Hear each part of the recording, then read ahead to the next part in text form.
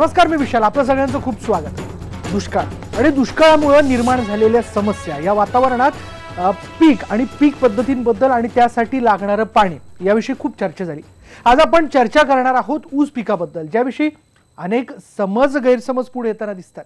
नेमके हे गैरसमज आपण कसे दूर करू शकतो आणि या सगळ्या प्रकारात जे ऊस पीक बदनाम होत आहे त्यावरती आपण काय माहिती जाणून घेऊ शकतो, त्यावरती आज आपण इथे एक नजर टाकणार आहोत.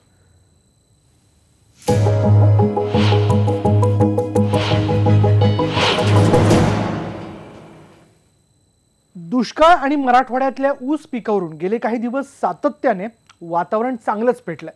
आता मराठवाड्यातली पाण्याची पातळी ही ऊसाचं भरपूर पाणी घेणारं पीक घेतल्याने प्रचंड खाली गेल्याचा दावा जलतज्ञांनी केलाय आणि प्रामुख्याने मराठवाड्यात साखर कारखानदारी उभारून राजकीय स्थैर्य मिळवण्याचा प्रयत्न करणाऱ्या नेत्यांनाही या प्रकरणात दोषी ठरवण्यात येत आहे. आता ज्यात काही अंशी तथ्यही आहे. मात्र या सगळ्या गदारोळामध्ये ऊसाचं पीक मात्र बदनाम होताना दिसतंय.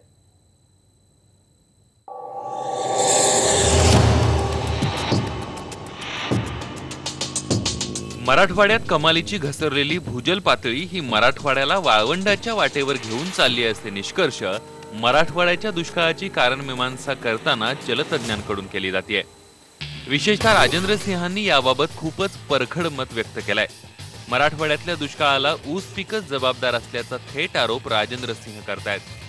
मराठवाड्यात ऊस पीक घेण्याइतपत पाणी उपलब्ध नसतानाही तिथं ऊसाची लागवड होते आणि त्यासाठी अतिरिक्त पाणी उपसलं जातं.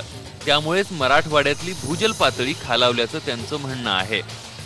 फिर भी आखिर यार ऐसा क्या हुआ कि मराठवाड़ा में एक साल ही बारिश नहीं हुई और फिर भी प्रॉब्लम होगी. लातूर में हाहाकार मच गई.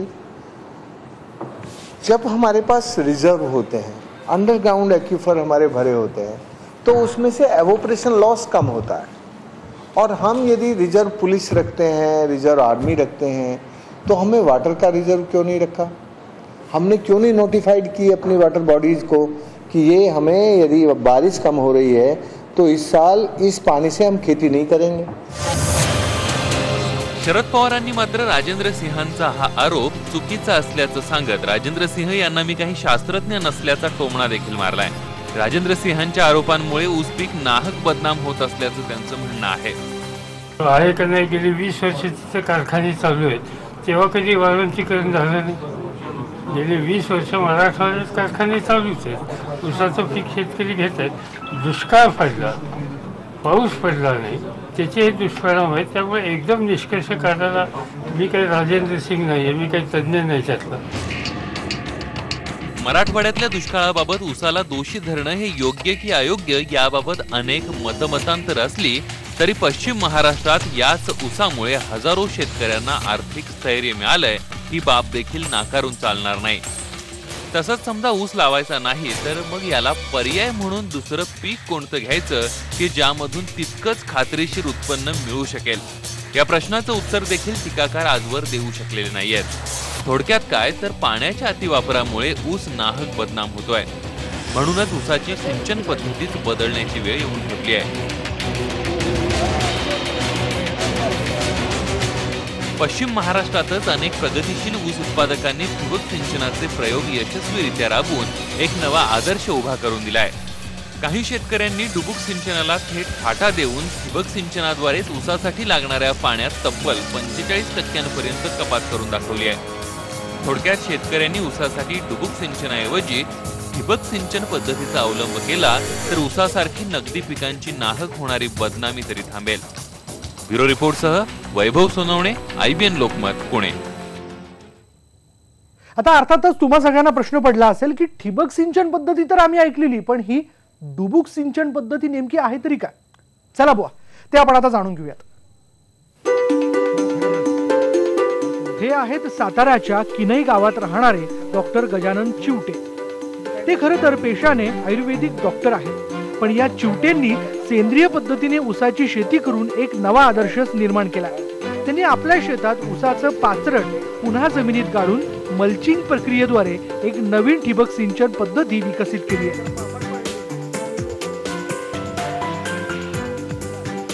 त्यांचा हा प्रयोग कमालीचा यशस्वी ठरलाय.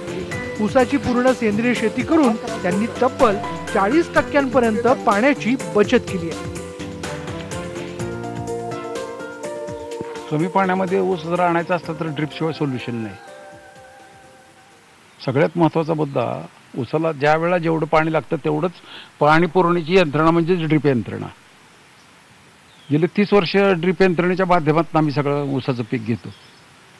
आणि अडसाली ऊसाचा हा एक प्रकार जो आहे की जो 18-20 महिने रानात शेतात ऊस असतो, तो प्रयोग आमच्या शेतात आम्ही कधीच राबवला नाही. आणि ऊसाला पाणीच लागतं, बाहेकरच लागतं, जास्त लागतं. ह्याला शेतकऱ्यांनी ज्या पद्धतीनं सुरुवातीला ऊस राबवला, ऊसाची यंत्रणा राबवली, पाटानं पाणी सोडायचं आणि खडा टाकून कुठं येऊन पोचले त्याचा अंदाज घ्यायचा, अशा पद्धतीनं पाण्याचा गैरवापर, शेताचा गैरवापर, मातीची विल्हेवाट, उत्पादन क्षमता कमी झाली. आणि मग पाणी इतकं ऊसाला लागतं ही लोकांची, सर्वसामान्य माणसांची बघण्याची धारणा तयार झाली ऊसाच्या भोवती की ऊसाला पाणी इतकं भयंकर लागतंच म्हणून. तर वस्तुस्थिती आम्हाला तशी काही गेल्या 30-35-40 वर्षात ज्या सगळ्या प्रकारच्या व्हरायटी शोधल्या, लावल्या, तर तसं काही वाटलं नाही. त्यामुळं हा, मला तर वाटतं हा ऊसाला प्रचंड पाणी लागतं हा आरोपच आहे. पाण्याचा कमी वापर करण्यासाठी ऊसाचं पीक घेण्याची पारंपरिक पद्धती सर्वानुमते बदलली तरी ऊसासाठीचा पाण्याचा उपसा हा निम्म्याने कमी होऊ शकतो, हे चिवटे फॅमिलीने सप्रमाण सिद्ध करून दाखवलंय. तर ही ठिबकची यंत्रणा बसवल्यानंतर शेतातली जी पाचट आहे, आम्ही पूर्वी जेव्हा पाटाच्या पाण्याने शेती केली होती, ऊसाची थोडी शेती होती आमची, साधारणतः 5 ते 6 एकरच ऊस होता आपला त्यावेळेला. पण तेव्हा सुद्धा पाणी कमी असल्यामुळे आपण एकाड एक सरी पाणी देत होतो. एका सरीत पाणी द्यायचं, एका सरीत आपला जो ऊसाचा जो पाला पाचोळा आहे, जो चगळ आहे, तो मध्ये ठेवायचो. आणि पुन्हा पुढच्या वर्षी ज्या सरीत आपण पाला पाचोळा ठेवला होता त्या सरीत पाणी सोडायचो, आणि ज्या सरीत आपण पाणी सोडत होतो त्या सरीत पाला ठेवायचा. तर ह्याच्यामुळे जो आम्हाला पाला पाचोळा जो कुजला होता त्याचं खत उपलब्ध होत होतं. आम्ही ड्रिपच्या यंत्रणा बसवल्यानंतर आम्ही ठरवलं होतं की ही जे पाला पाचोळा आहे ह्याचं जे तयार होणारं खत आहे हे आपल्याला लगेच उपलब्ध करून दिलं पाहिजे. मग काय करायचं, मग ऊस तुटल्यानंतर जो आमचा पाला पाचोळा सगळा निघाला होता तो जे आम्ही ट्रॅक्टरच्या साह्यानं यंत्रानं कुट्टी तयार केली. तेव्हा बाजारात पाचटचं कुट्टी करणारं यंत्र उपलब्ध नव्हतं. आमच्याकडे छोटा रोटावेटर, मित्सुबिशी ट्रॅक्टरचा एक छोटा रोटावेटर होता. त्या रोटावेटरकडे बघून आम्ही दुसरा एक रोटावेटर तयार केला की त्याला बाबा एक शाफ्ट असा तयार केला की तो खालनं पाचट उचलून देईल आणि दुसरी त्याला मागच्या बाजूला ब्लेड बसवली, त्याने ती पाचटची कुट्टी होऊन मागं पडेल. आणि ऊसातनं तो 4 फुटाचा म्हणजे ट्रॅक्टर आपल्या मधल्या ह्याच्यातनं सहज चालेल अशा प्रकारचे अवजार तयार केलं. त्याच्यामुळं काय झालं, मग जे आम्ही पाला पाचोळा ठेवला होता तो पाला पाचोळा सगळा आम्ही कुट्टी करून घेतला आणि तो जमिनीवरती पसरून टाकला. त्या पसरल्यामुळं असं झालं की जमिनीतनं जे काय बाष्पीभवन होतं होतं पाण्याचं ते पूर्ण बंद झालं. म्हणजे मी पहिलं जी ड्रिपमधनं पाणी देत होतो त्याच्यापेक्षा मला आता कमी पाणी द्यावं लागलं. त्याच्यानंतर दुसरा मला फायदा मल्चिंगचा असा झाला त्या, आणि हे सगळ्यात महत्त्वाचं, हे सेंद्रिय मल्चिंग होतं, कुठला रासायनिक म्हणजे प्लास्टिक मल्चिंग वगैरे काही नव्हतं. ह्या सेंद्रिय मल्चिंगचा फायदा दुसरा मला तापमान नियंत्रण होण्यासाठी झाला. त्याच्यानंतर जे मध्ये पाऊस पडल्यानंतर वगैरे जे काही गवत उगवते ते ह्या पाल्यामुळं गवत उगवायचं बंद झालं. त्यामुळे होणारा भांगलिणीचा खर्च, मजुराचा खर्च, हाही माझा त्यात खर्च वाचला. त्याच्यानंतर पाणी नियंत्रित, जसं पाणी नियंत्रित होतं त्याच पद्धतीनं हे पाचट कुट्टी करून जागेवरती ठेवल्यामुळे जे काय त्याच्या खालचा जो तापमान नियंत्रित झालं, त्या तापमान नियंत्रित झाल्यामुळं जमिनीत असणारी गांडूळं, त्याच्यानंतर जमिनीत असणारे सगळे सूक्ष्मजीव, जंतू, जीवाणू ह्याची वाढ त्या नियंत्रित तापमुळे अतिशय वेगाने चालू झाली. त्यामुळे हा पदार्थ जागेवरती हिने तिथं कुजवायला सुरू केली आणि तो कुजत असणारे त्याच्यातनं जे बाहेर पडणारे घटक आहेत ते ह्या पिकाला लगेच अवशेष उपलब्ध होत गेले. म्हणजे कुठलाही पदार्थ बाहेर कुजवून आणून शेतात टाकणे आणि त्याच जमिनीवरती शेतात जागेवरती कुजवणे, ह्याच्यातला जो फायदा होता तो मला ह्या सेंद्रिय मल्चिंगमुळे झाला. आणि तो फायदा एवढा झाला की हा माझा निघणारा ऊसाचा जो पाला पाचोळा आहे तो मी इथं दरवर्षी कुजवल्यामुळं माझा आज जमिनीचा नत्र गुणोत्तर रेशो आहे, म्हणजे कार्बन आणि नत्राचा रेशो आहे, हा अतिशय चांगल्या प्रकारे वाढत गेला आहे. त्यामुळे हा निघणाऱ्या ऊसाच्या पाल्यावरती माझं दुसऱ्या वर्षाचं ऊसाचा पीक यायला लागलं. इथपर्यंत किती वर्ष ऊस घेता आपण सलग 7 वर्षापर्यंत ऊसाचं पीक घेतोय. म्हणजे पहिल्या वर्षी लागण, खोडवा, नेडवा, रेडवा असं करत आपण 7 वर्षाचं पीक घेतोय. आणि पहिल्या वर्षापासून आणि 7व्या वर्षापर्यंत आपण ऊसाचं जर उत्पन्न बघितलं तर उत्पन्नात काहीही बदल झाला नाही. आपले साधारणतः 55 टनापासून ते 63 टनापर्यंत जे ॲव्हरेज आहे ते तेवढं ॲव्हरेज कायम राहिलं आपलं. पण माझा हा जो मल्चिंगच्या प्रयोगामुळे जो इतर खर्च कमी झाला, लेबरचा खर्च कमी झाला, पाण्याचा खर्च कमी झाला आणि जो रासायनिक खतांचा खर्च की जो आज माझा पूर्णपणे बंद होत चाललाय, हा जो खर्च वाचला त्याच्यामुळं माझं जरी एवढं उत्पन्न आलं तरी मला त्यातनं मिळणारा नफा हा कितीतरी पटीने जास्त आहे. का तर माझं म्हणजे कॉस्ट ऑफ कल्टिवेशन ही कमी झाली आणि कमी झालेल्या खर्चामुळं माझं उत्पन्न जरी कमी झालं तरी मला मिळणारे उत्पन्नातनं पैसे हे जास्त मिळाले, नफा जास्त झाला.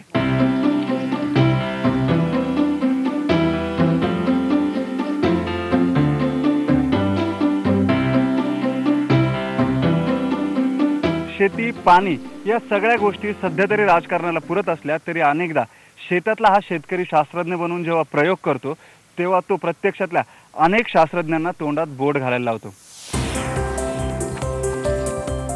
ठिबक सिंचन पद्धतीत उंदरांचा मोठा त्रास होतो, पण या उंदरांच्या त्रासावर मात करण्यासाठी चिवटेंनी शत्रूचा शत्रू तो आपला मित्र या उक्तीप्रमाणे चक्क 25 मांजरींची फौजच शेतात तैनात ठेवली आहे. की उंदर खाणारा प्राणी म्हणजे मांजर. मग मांजरं जर आपण सांभाळली तर आणि थोडंसं माझ्या वडिलांना किंवा माझ्या घरातल्यांना सगळ्यांना प्राण्यांबद्दलचं असणारं प्रेम म्हणजे माझ्याकडे आज सगळी प्रकारची जनावरं आहेत, म्हशी आहेत, गाई आहेत, बैल आहेत, कुत्री आहेत आणि त्याच्या जोडीने मांजर पण आहेत. मग ती मांजरांची संख्या वाढवली आणि माझ्या वडिलांनी त्यांना ती सवय लागली की आपल्याबरोबर त्यांना शेतात सगळ्यांना घेऊन जायचं. ते घेऊन जाताचं असं लक्षात आलं की ती ज्यावेळेला ड्रिपची पाईप मोकळी असती तेव्हा मोकळ्या पाईपवर जरी कुठेही टक टक टक असा आवाज आला तरी ते मांजर त्याला आवाजाचं थोडंसं सेन्सेशन जास्त असल्यामुळं ती एकच ड्रिपची पाईप पकडून आत जायचं आणि तिथं असणारे ते उंदीर घेऊन माघारी मारून घेऊन यायचं. त्यामुळे आमच्या अशा लक्षात आलं की बाबा आपल्याला मांजरांची संख्या वाढवली पाहिजे. आज माझ्या शेतावरती जवळजवळ 25 मांजर आहेत. त्यामुळं माझ्या अख्ख्या प्लॉटमध्ये तुम्हाला कुठेही पाईप कुरतडली किंवा शेतात उंदीर झाला आणि त्यानं नुकसान केले हे तुम्हाला बघायला मिळत नाहीत. ठिबक सिंचन हा कमी पाण्यासाठीच्या ऊसाच्या शेतीवर जालीम उपाय आहे. मात्र त्यातली गुंतवणूक वाढवण्यासाठी सरकारी पातळीवर होणारे प्रयत्न हे अत्यंत नगण्य आहेत. असं असूनही जिद्दीने शेती फुलवणाऱ्या शेतकऱ्यांनी कर्ज काढून ठिबकच्या स्वयंचलित यंत्रणा उभ्या केल्यात. वाईच्या रंजना बिपिन नायकवाडी देखील त्यापैकीच एक.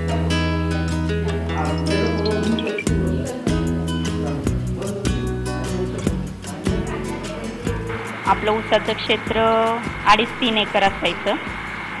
पहिलं सोडपाणी असायचं त्यावेळी म्हणजे 100% तर पाणी लागायचं. त्यानंतर आम्ही ड्रिप केल्यानंतर 70% म्हणजे 30% बचत झाली आणि ॲटोमायझेशन केल्यानंतर 40% तरी बचत झालेली आहे पाण्याची. हे जर अंदाजे सांगायचं म्हटलं तर आता असलेलं पाणी हे तुम्हाला किती दिवस पुरलं असतं जर ही यंत्रणा नसती तर, किंवा मग काय फरक पडला असता? फरक पडला असता. पाणी पूर्ण शॉर्ट झालं असतं. म्हणजे जे 10 एकर क्षेत्र आमचं भिजतं ते भिजू शकलं नसतं. 2-2.5 एकर क्षेत्र भिजू शकलं असतं ॲटोमायझेशन नसतं तर. कमी पाण्यात शेती करताना ती यशस्वी करून राज्यात विक्रमी ऊस उत्पादन करणारे शेतकरीही पश्चिम महाराष्ट्रात आहेत. म्हणूनच ठिबक सिंचनाचे हे प्रयोग फक्त पश्चिम महाराष्ट्रातच नाही तर दुष्काळी मराठवाड्यातही मोठ्या प्रमाणावर राबवण्याची गरज आहे. ब्युरो रिपोर्टसह वैभव सोनवणे, IBN लोकमत, सातारा. आणि यानंतर इथे वेळ झाली का ब्रेकची आणि ब्रेकनंतर आपण जाणून घेणार आहोत शेतकऱ्यांच्या एका खास व्हॉट्सअप ग्रुपबद्दल. पहा फक्त IBN लोकमत.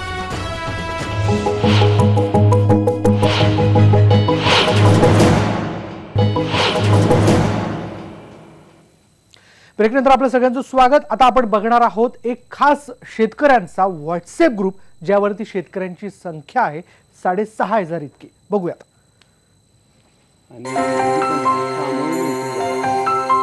ठिबक सिंचन पद्धतीत ऊसाचं उत्पादन कमी होत असल्याचा आरोप सातत्याने होतोय. पण काही शेतकऱ्यांनी याच ठिबक सिंचनद्वारे एकरी 110 ते 125 टन ऊसाचं उत्पन्न घेऊन दाखवलंय. पश्चिम महाराष्ट्रात अशा शेतकऱ्यांनी एकत्र येत एक स्वतंत्र व्हॉट्सअप ग्रुप स्थापन केलाय आणि व्हॉट्सअप ग्रुपच्या नेटवर्कची संपूर्ण महाराष्ट्रातली मेंबर संख्या आता तब्बल 6,500 घरात गेली आहे. या सगळ्या शेतकऱ्यांना प्रोफेसर जमदग्नी आणि संजय शिंदे व्हॉट्सअपद्वारेच वेळोवेळी मार्गदर्शन करत असतात. म्हणजे पाण्याचा खडा टाकायचा आणि मग डुबुक आवाज झाला की मग ते पाणी झालं असं म्हणायचं. थट्टेमध्ये याला डुबक सिंचन म्हणतात, पण हे चुकीचं आहे. या बाबतीत प्रबोधन फार मोठ्या प्रमाणात चालू आहे. शेती विभाग असो, महात्मा फुले विद्यापीठ असो, शेती विद्यापीठ असो किंवा कारखान्याने विशेषतः याच्यावरती चांगले कार्यक्रम घेतलेले आहेत. 30-40 लेक्चर्स घेऊन डुबक सिंचनाऐवजी ठिबक सिंचन कसं करावं याच्या प्रबोधनाचा उपयोग झाला आहे. आणि त्याचा उपयोग किती होतो की जी माणसं 50-60 टनावरती ते 80 टनावरती जाऊन पोहोचले ठिबकमुळं. ठिबक टनाची 80 टनाची होती 100 टनापर्यंत केवळ ठिबक आणि फर्टिगेशनमुळे झालेलं आहे. प्रबोधन झालं आहे, एकाच बघून दुसरं करायला आहेत. विशेषतः काही कारखाने त्याला चांगलं 6-6 हजार रुपये ते अनुदान देतात आणि शासकीय अनुदानाच्या योजना असतात, मागं पुढं काही गोष्टी होत असतील, पण अनुदानाचं किंवा ह्याचं महत्त्व सोडून द्या, पण ठिबकचं महत्त्व लोकांना कळायला लागलेलं आहे. लोकांना खेळ वाटते आणि कमी पाण्यावरती निम्या पाण्यावरती हे घेऊ शकता, हा महत्त्वाचा भाग आहे. तज्ज्ञांकडून वेळोवेळी मार्गदर्शन मिळाल्यामुळेच दुष्काळातही हे शेतकरी पाण्याचं योग्य नियोजन करू शकलेत. शिंदेमाळा शेतकरी विकास मंचाच्या माध्यमातून संजीव माने यांच्या मार्गदर्शनाखाली एकरी 100 टनाच्या दृष्टीने आम्ही प्रयत्न करत राहिलो. पाठीमागील 4-5 वर्षामध्ये आम्ही ड्रीप केल्यामुळं आम्ही पाण्याची 60% बचत करू शकलो आणि त्यामध्ये आमचं साधारण 100, 110, 15 आमचे इस्लामपूरचे एक मित्र आहेत अशोक हिंदुराव खोत म्हणून, त्यांना पण गेल्या वर्षी राजाराम बापूचं प्रथम क्रमांकाचं पारितोषिक मिळालं. त्यांनी साधारण 42 गुंठ्यामध्ये 148 टन वरती काहीतरी आणि ऊस निघाला त्यांचा. तसेच आमचे इथले जे सर्व शेजारी आहेत, रामडांगे आहेत आणि इतर आहेत, ते सरासरी आम्ही 100-110 टनापर्यंत लावणीची उत्पादन आम्ही घेतोय नेहमी. आणि ड्रीपच्या माध्यमातून आम्ही पाण्याची 60% बचत नक्की करू शकतोय. आम्ही पाट पाणी कधीही फारसं ऊसाला भरणीच्या वेळेत वगैरे असं घातीसाठी वगैरे द्यावं लागलं तर, नाहीतर आम्ही फारसं म्हणजे कधीही पाट पाणी देतच नाही. शिंदेमाळा ग्रुप स्थापन होऊन कमीत कमी 15 वर्षे झाली आणि शिंदेमाळा ग्रुप हा फक्त ऊस पिकासाठी आणि त्याच्या उत्पन्न वाढीसाठी काम करतो.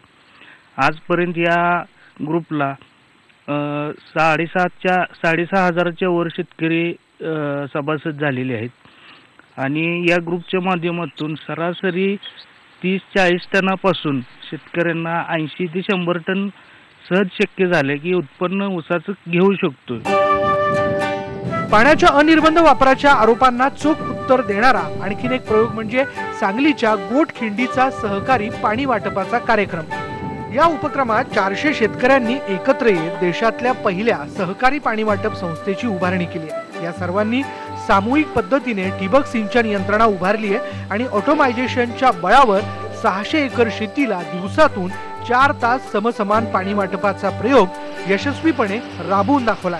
या सामूहिक ठिबक सिंचन पद्धतीमुळे पूर्वीच्या तुलनेत तब्बल 45% पाण्याची बचत झाली आहे. मराठवाड्याच्या दुष्काळाला ऊस जबाबदार आहे असा आरोप सातत्यानं केला जातोय.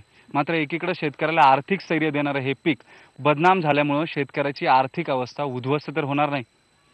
पश्चिम महाराष्ट्रासारख्या मुबलक पाणी असलेल्या परिसरामध्येही आता ऊसाला लागणारं पाणी हे 40% कमी करण्यात आलंय. ड्रीपसारख्या किंवा मल्चिंगसारख्या पाचटाच्या मल्चिंगसारख्या वेगवेगळ्या प्रयोगांमधून पाण्याच्या वापराचं हे प्रमाण 40% कमी करण्यात आले. ऊसावरती आरोप करण्यापेक्षा, ऊसाला लागणाऱ्या पाण्यावरती आरोप करण्यापेक्षा वेगवेगळे प्रयोग करून ऊसाला लागणारं पाणी हे कमी करून शेतकऱ्याची आर्थिक सुबत्ता ही आणखी वाढवता येणार नाही का, हा या निमित्तानं उपस्थित झालेला प्रश्न आहे. ऊसाची शेती, त्याला लागणारं पाणी आणि महत्त्वाचं म्हणजे साखर कारखानदारी भोवतीचं राजकारण हा नेहमीच अनेकांच्या टवाळकीचा विषय असतो. त्यातूनच ऊस पाण्याचा विषय चर्चेला आला आणि हे नगदी पीक नाहक बदनाम झालं. पण याच पिकाने ग्रामीण भागातलं अर्थकारण उभं केलं, शेतकऱ्याला ठराविक उत्पन्नाची हमी दिली. म्हणूनच पाण्याच्या अतिवापराच्या नावाखाली थेट ऊसाचं पीक घेणंच बंद करण्यापेक्षा त्याची सिंचन पद्धती बदलणे हाच एकमेव पर्याय आहे. व्हिडिओ जर्नलिस्ट सचिन हंसाटेसह वैभव सोनवणे, IBN लोकमत, पुणे. तर अशा प्रकारे ऊसाबद्दलचे समज गैरसमज आणि त्यातल्या त्यात यावरचं उत्तर म्हणजे डुबुक की ठिबक हे सगळं तुम्हाला समजलंच असेल. यानंतर आज या स्पेशल भाग, विशेष भागामध्ये आपण इथे थांबूयात. पहा फक्त IBN लोकमत.